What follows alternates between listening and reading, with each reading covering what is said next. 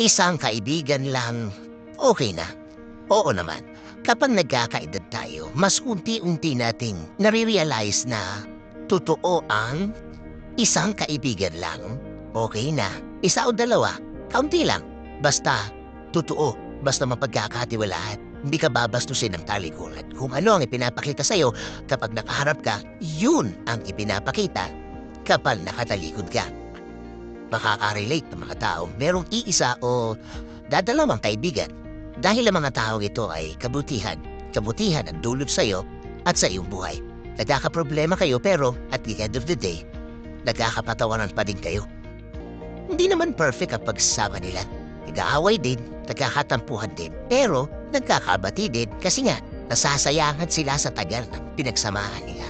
Sa dinami-dami ng napagdaanan, hindi nila hayang itapon yun ng ganong-ganyan. Siya yung taong alam kung malungkot ka, down na down ka, yung may mabigat kang dinadala.